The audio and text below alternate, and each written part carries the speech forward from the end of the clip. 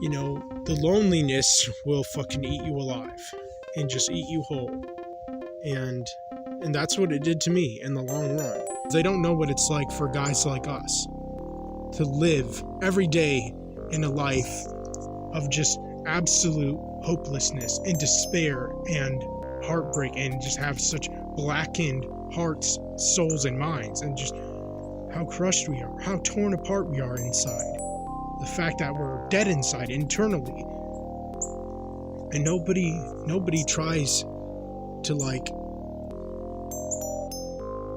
make us feel better. Nobody tries to see where we come from. Nobody tries to understand us. Nobody ever tries to have any compassion or understanding or sympathy or empathy or pity or sorrow or mercy or whatever for men who are incels. I'm almost 27. And I'm just like,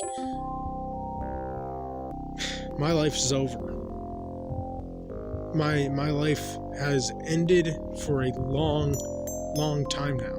I mean, I wanted to do big, great things. I wanted to be successful and have, things in my life that I would have accomplished, that would have made me happy and proud of myself. I wanted to go places and do things. I wanted to, leave behind a legacy. I wanted to make my mark in this world.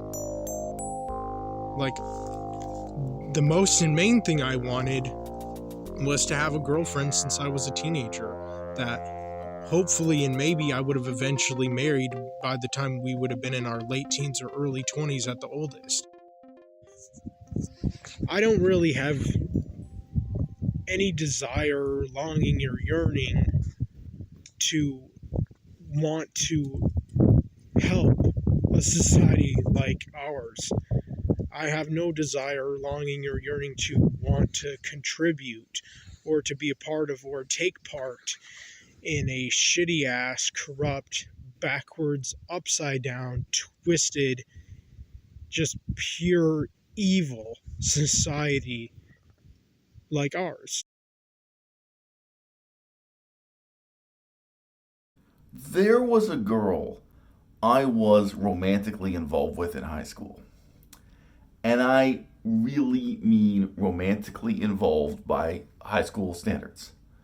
We kissed, we never had sex, we went to some of the same parties together, we spent time alone together. This was high school, okay? She said something to me once that stayed with me for the rest of my life because of how utterly untrue it was. She said to me one day, once, she didn't say this to me twice, she didn't say this to me 10 times.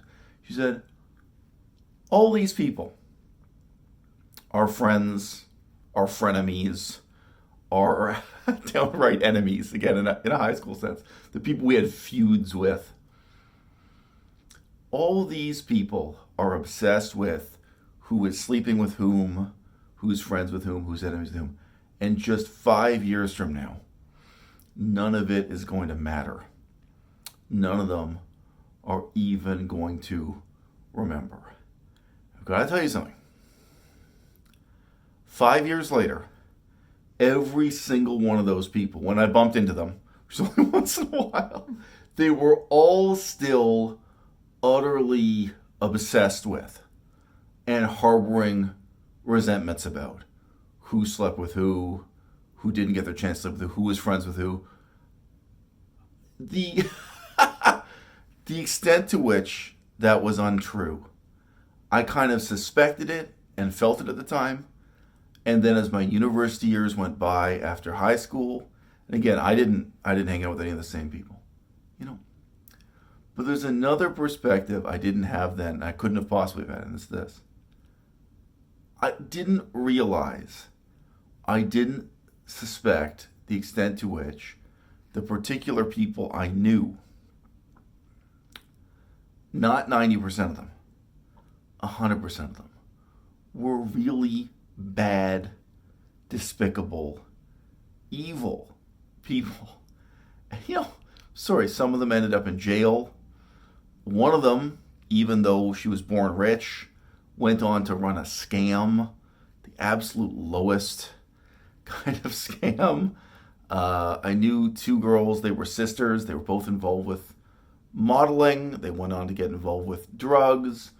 Another girl I knew went on to become, in the province of our times, a cam whore, do porn on the internet. Another one became a stripper. You know, I mean, sorry, like the perspective, whether it's 5 years later or 10 years later, 15 years later, what didn't occur to me was that I wouldn't regret, those relationships or what happened with them or that people drifted apart, not for the reason that girl said to me, but because each and every one of these people would be someone I'd regard as despicable, someone where I would actually feel glad that they were out of my life. I'd be glad to have the distance between us. I'd feel so glad that I didn't have to get rid of that person or avoid that person. I heard a YouTube video recently from a guy, and the title was something like, he's 45 years old and he has no friends. And I found it because I'd made my own video talking about being 45 years old and having no friends. I guess I made a couple videos, but but this guy, what he said was, he used to have 3 really close friends, and now he doesn't anymore because all 3 of them are dead. 2 of them died of drug overdose, and one of them committed suicide, but it probably was a directly drug addiction related suicide. So is he supposed to feel bad that he doesn't have these friends in his life anymore? They did remain friends a long time after high school, but they were friends. They didn't meet in high school. I never think about these people. I knew one guy, while he was in high school, had a drug factory making LSD. I knew another guy got involved with drug dealing while he was in high school. After high school wrapped, in and out of jail, stopped by the police at a political protest with a scale. Like, it's really easy to have regrets of this kind when you live with the delusion that you're surrounded by wonderful people. And the problem is your ability to form or sustain relationships with them. And then things shift when you realize that wonderful people, good people, or just kind of decent people are actually really, really rare. And when you find those good people, it's not hard to maintain relationships with them at all, whether those relationships are platonic, friendship, or romantic and sexual in nature.